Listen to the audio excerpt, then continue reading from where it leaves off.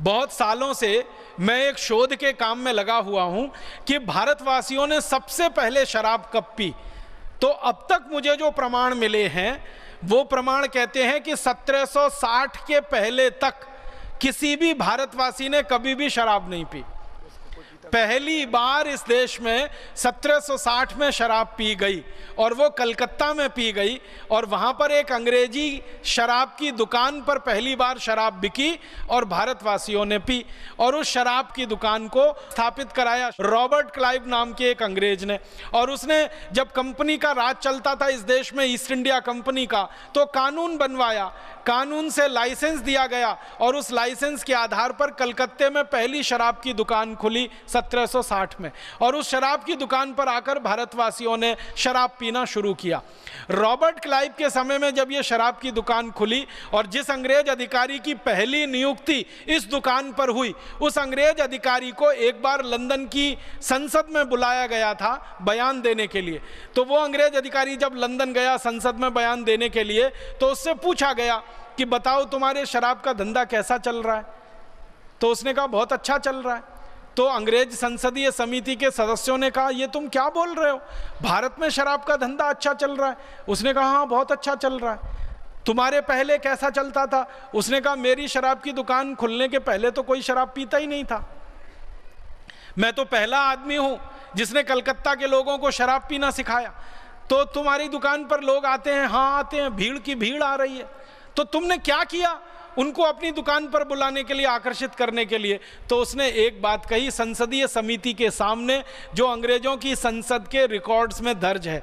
वो कहता है कि मैंने सबसे पहले मुफ्त में शराब पिलाई भारतवासियों को। उसने कहा कि मैंने एक बोर्ड लगा दिया शराब की दुकान के बाहर और उस पर लिख दिया और उसको बांग्ला भाषा में लिखा, पहले अंग्रेजी में फिर बांग्ला में, और उस पर यह लिखा कि यहाँ मुफ्त में शराब मिलती है, आइए पीजिए, आनंद लीजिए। ऐसा करके बोर्ड पे लिख दिया।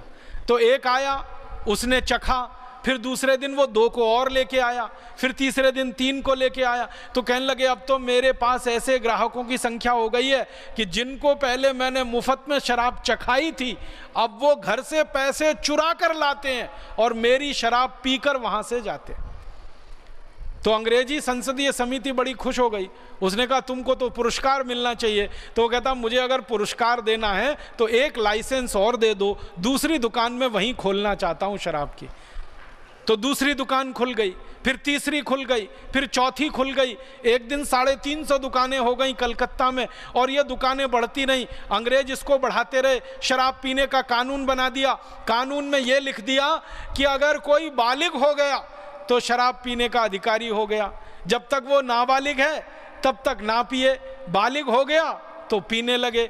अब हमारे यहाँ अंग्रेजों के ज़माने में बहस चली कि भारत में कोई बालिग है या नाबालिग है, इसकी उम्र क्या मानी जाए। तो आपको सुनकर हैरानी होगी, मैं सबको बताना चाहता हूँ कि सालों साल अंग्रेजों ने बालिग होने की उम्र 14 साल रखी, फिर उसको 16 साल किया, फिर आते आते वो 18 साल हो गई। माने थोड़े समय तक ये था कि 14 साल के ऊपर हो जाए तो शराब पी ले। तो अंग्रेजों को पूछा गया कि तुमने ये 14 साल कैसे रख दिया? तो उन्होंने कहा हमारे इंग्लैंड में 14 साल में सब शराब पीने लगते हैं तो हमने भारत में भी रख दिया। आप जानते हैं इंग्लैंड में 12-14 साल के बच्चे शराब पीने लगते हैं क्योंकि उनके माता पिता पीते हैं, देख देख के वो भी पीने लगते हैं। यूरोप में भी 12-14 साल में शराब पीने लगते हैं। तो चूंकि यूरोप और इंग्लैंड में 12-14 साल में शराब पीने लगते तो भारत में भी वही उम्र उन्होंने रख दी। फिर थोड़े दिन बहस होकर 16 साल किया, फिर उसको 18 साल कर दिया। अब भारत सरकार को क्या करना चाहिए था? आज़ादी मिलने के बाद ये कानून समाप्त कर देना चाहिए था, क्योंकि हमारे धर्म में, हमारी न्याय व्यवस्था में शराब पीना पाप है, अधर्म है और सबसे घृणित काम है। तो ये खत्म होना चाहिए था। लेकिन भारत सरकार तो काले अंग्रेजों ने चलाई ना। उन्होंने क्या किया कि ये शराब के कानून को और ज़्यादा खुला कर दिया, और इतना खुला कर दिया कि पहले अंग्रेजों के ज़माने में जब शराब का कानून बना था ना, तो अंग्रेजों ने उस कानून में एक जगह ये लिखा हुआ था कि भारत में अगर कहीं मंदिर है, कहीं मस्जिद है, तो उसके दूर दूर 500 मीटर तक शराब की दुकान नहीं होनी चाहिए। अंग्रेजों ने कानून में ये लिखा। मंदिर है, मस्जिद है, गुरुद्वारा है, चर्च है, कोई धर्म स्थान है, उससे 500 मीटर दूर तक कोई शराब की दुकान नहीं होनी चाहिए। फिर इसी में अंग्रेजों ने एक और वाक्य जोड़ा था कि विद्यालय है, विश्वविद्यालय है, कॉलेज है, तो उसके दूर दूर 500 मीटर तक शराब की दुकान नहीं होनी चाहिए। इन काले अंग्रेजों ने तो उसको भी हटा दिया उसमें से। इन काले अंग्रेजों ने आज़ादी के बाद जो कानून बनाया है, अब वो कानून ये है कि मंदिर के सामने शराब की दुकान है, मस्जिद के सामने शराब की दुकान है, गुरुद्वारों के सामने शराब की दुकानें हैं, और खाली शराब की ही दुकानें नहीं है, उससे ज़्यादा और भी घृणित काम करने के दूसरे अड्डे वहाँ खोले हुए, जुए के अड्डे हैं, वैश्यावृत्ति के अड्डे हैं। ये अंग्रेजों का बनाया हुआ कानून है, और अंग्रेजों के बाद काले अंग्रेजों का बनाया हुआ कानून। परिणाम यह हुआ कि जिन अंग्रेजों ने एक शराब की दुकान खोली थी, आज इस देश में काले अंग्रेजों की मदद से लाइसेंसधारी शराब की दुकानें 32,000 हो गई हैं, और अगर आप बिना लाइसेंस वाली दुकानों को गिनेंगे तो वो 1 लाख से ज़्यादा हैं। गांव गांव शराब की दुकान खुल रही है।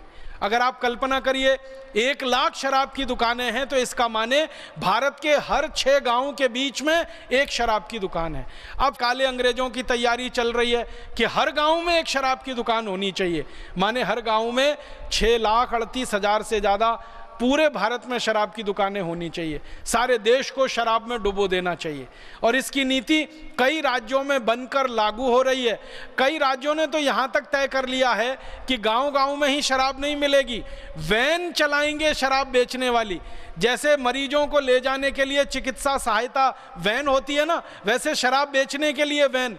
दिल्ली सरकार का फैसला, राजस्थान सरकार का फैसला, भारत के कई राज्य सरकारें अब वाहन चलाएंगी, मोबाइल वैन चलाएंगी, उनमें गांव-गांव जाकर, घर-घर जाकर शराब परोसी जाएगी और लोगों को बेची जाएगी। हम कैसे कहें भारत स्वतंत्र हो गया? अंग्रेजों ने भारतवासियों को शराब में डुबोया तो उनके पीछे स्वार्थ था कि भारतवासी नशे के शिकार बने, इनको गुलाम बनाया जाए और लूटा जाए। अब आज़ादी के बाद के काले अंग्रेज भी भारतवासियों को शराब में ही डुबोना चाहते हैं, तो कैसे कहें देश स्वतंत्र है, देश स्वाधीन है, देश आज़ाद है? अभी भी ये देश परतंत्र है।